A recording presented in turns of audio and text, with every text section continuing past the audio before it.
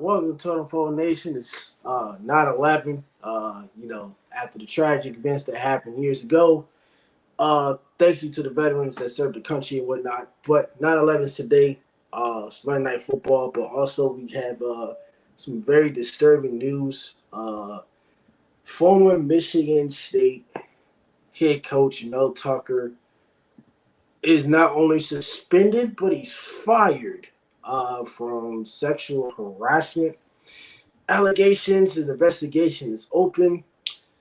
Michigan State at one point was somewhat, one of the top two teams um, within the past 2 years in college football.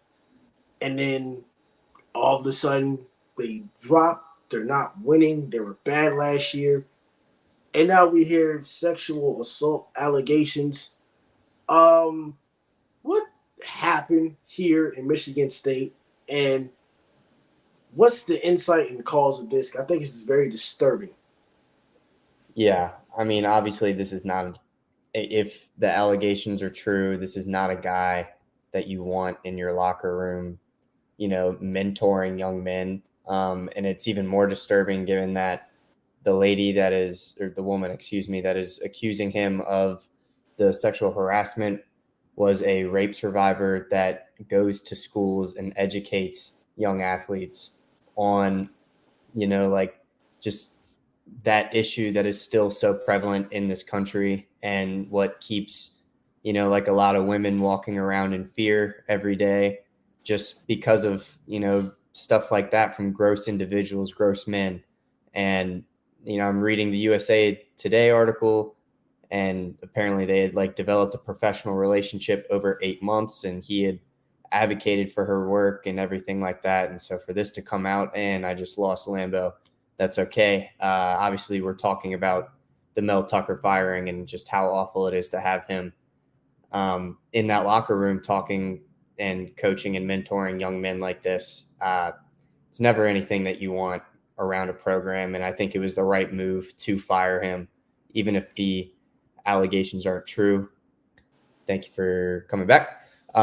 Basically, all I was saying is that, they developed a professional relationship over 8 months since she came to the campus and talked to the athletes and everything. And it's just not it's not something you want around your program. It's not something you want associated with your program, especially given how important her work is to continue to spread the message and awareness that this is still a very prevalent issue in this country. Rape, sexual assault, sexual harassment, everything like that. So to have, I mean, it's just sad. It's disturbing. And I'm reading this right now. It's according to her complaint, Tracy sat frozen for several minutes while Tucker made sexual comments about her and masturbated.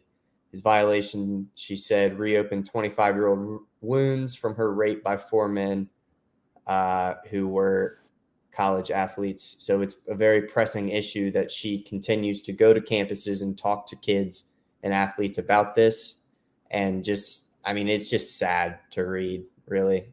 I don't know how much more you can talk about it until anything is finalized, but I do think him being fired, now suspended until it's over, some could argue might have been the right move, but just reading this, it's disgusting. And I don't think firing him was some egregious act, something that he should stand trial or whatever. When it comes to this, you should not be in a position to mentor young men if these are allegations that are coming against you.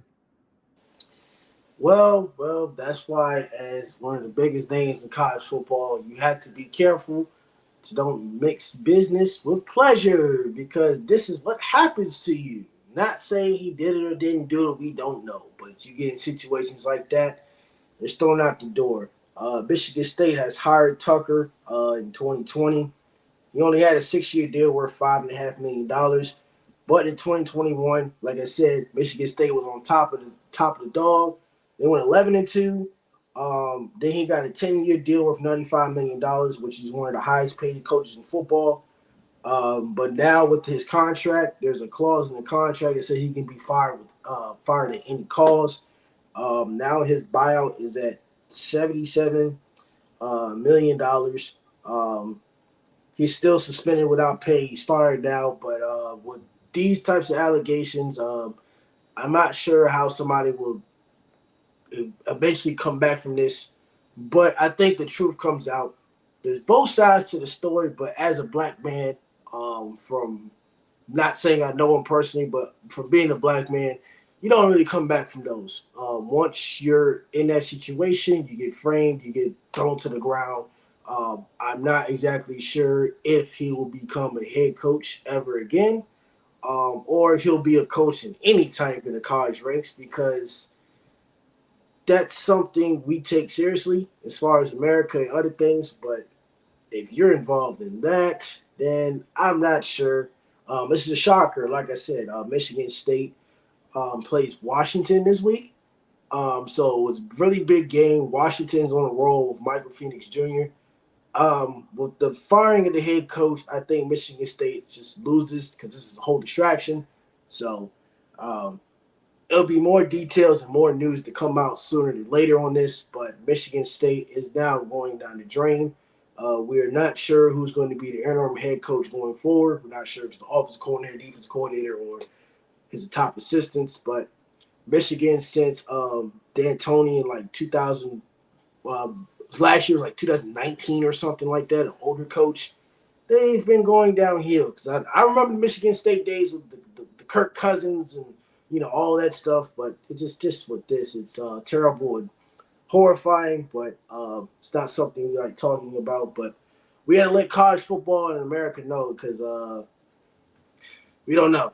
But that's it on the Mel Tucker stuff. We'll find out if the truth comes out later, and then we'll keep the opinions and stuff to ourselves. But Lambo's World of Sports.